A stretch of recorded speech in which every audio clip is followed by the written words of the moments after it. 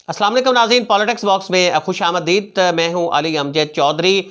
अगर आपने politics box को अभी तक सब्सक्राइब नहीं किया तो सबसे पहले तो आप पॉलिटिक्स बॉक्स को सब्सक्राइब कर लें, बेल आइकन को प्रेस कर लें ताकि आने वाली तमाम अपडेट्स जो सियासत के हवाले से वो आप तक पहुंच सकें और बर वक्त आप तक पहुंच सकें। PP 202 है चीचा वतनी साहिवाल का हल्का, जहां से तरीन ग्रुप के अहम तरीन रहनुमा और बागियों के सरबराह भी जो थे, जिन्हें कहा गया था कि मुनहरफीन के सरबराह थे नौमान खान लंगड़ियाल साहब, वो यहाँ से मुंतखब हुए थे 2018 के आम इंतखाबात में। पाकिस्तान तहरीक इंसाफ के टिकट पर वो मुंतखब हुए थे और उन्होंने तकरीबन 57,540 वोट हासिल किए थे। उनके बाद दूसरे नंबर पर चौधरी शाहिद मुनीर साहब थे। ये पाकिस्तान मुस्लिम लीग नून के उम्मीदवार थे। इन्होंने 44,349 वोट हासिल किए।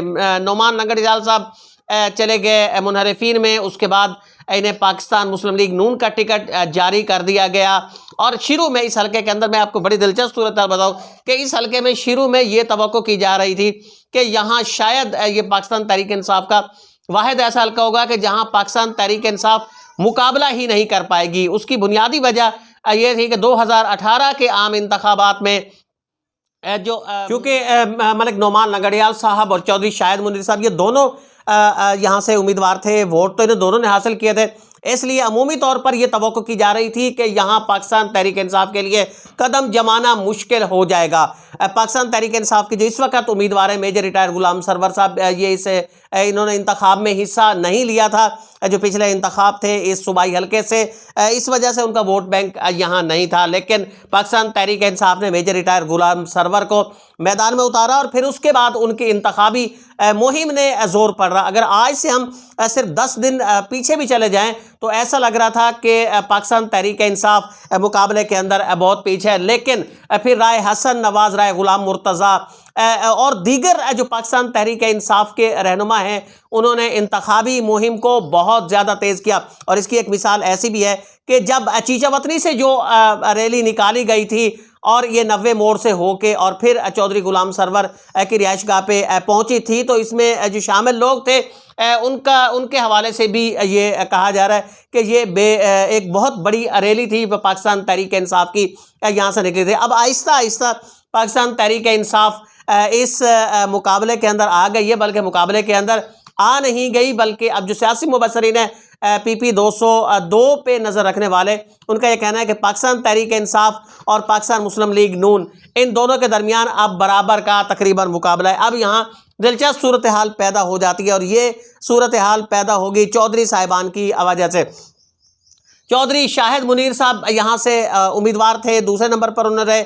इस वक्त बज़ाहिर वो मुस्लिम लीग नून की वजह से मलिक नौमान लंगड़ियाल के साथ हैं, लेकिन अभी तक कुछ जराए के मुताबिक जो हमें खबरें मौसूल हो रही है उसके मुताबिक चौधरी शाहिद मुनीर साहब इस वक्त अंदरूने खाना इतने ज़्यादा उनके लिए कोशिश नहीं कर रहे कि जो शायद वो कर सकते थे, या फिर अब उनका वोट उस तरफ नहीं जा पा रहा कि जिसकी तवक्को मुस्लिम लीग नून को या फिर मलिक नौमान लंगड़ियाल को थी। अब यहाँ आके सूरत हाल बहुत ज़्यादा ख़राब भी हो सकती है, बहुत ज़्यादा तशवीशनाक ये सूरत हाल हो सकती है मलिक नौमान लंगड़ियाल के लिए। अगर चौधरी शाहिद मुनीर का वोट उनकी तरफ ट्रांसफ़र नहीं होता, उनकी तरफ वो मुंतकिल नहीं होता, तो ये सूरत हाल उनके लिए बड़ी ज़्यादा इस वक्त ख़तरनाक बन जाएगी। नौजवान वोटर के हवाले से भी खबर है कि PP 202 का जो नौजवान वोटर है, जिसकी उम्र तकरीबन यूँ समझ लें कि 18 साल से लेकर वो 25 साल तक या 28 साल तक का जो नौजवान वोटर है, वो इस वक्त पाकिस्तान तहरीक इंसाफ की